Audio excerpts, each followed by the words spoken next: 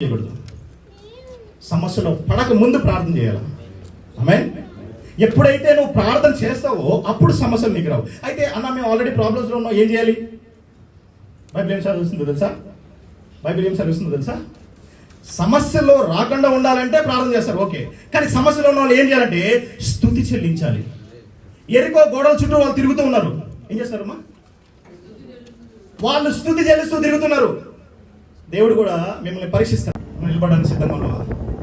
నువ్వు నిలబడినట్లయితే ఆయన అద్భుతంగా, ఆశీర్వాదకరంగా, దీవెనకరంగా, అనేక మందికి ఆశీర్వాదముగా ఆయన నిలబడడానికి సిద్ధంగా ఉన్నాడు. నీ కష్టం ఎలాగుందో నాకు తెలియదు, నీ జీవితం ఎలాగుందో నాకు తెలియదు, నువ్వు ఎలాంటి కన్నీళ్ళు గుండా వెళ్తున్నావు నాకు తెలియదు, నీ జీవితంలో ఎంతటి ఇబ్బందులు ఇక్కలు ఉన్నాయో నాకు తెలీదు. నువ్వు నిలబడినట్లయితే ఆయన చేయబడుకోవడానికి సిద్ధంగా ఉన్నాడు. ఆ సమస్యలో నిన్ను బయటికి తీసుకురావడానికి సిద్ధంగా ఉన్నాడు. దేవుడిని నీ జీవితంలోకి అనుమతించడానికి సిద్ధంగా ఉన్నావా? సాధారణమైన వాక్యాలు విని ఆ ఆదివారం క్రైస్తవులాగా, లేకపోతే ఆ గంట 2 గంటలు వినేటువంటి క్రైస్తవులాగా ఉండిపోతారా? లేకపోతే దేవుడి కోసం నిలబడడానికి సిద్ధపడుతున్నారా? నిర్ణయం తీసుకో. There is only one time this opportunity will come to stand for God. మళ్ళీ రాదు.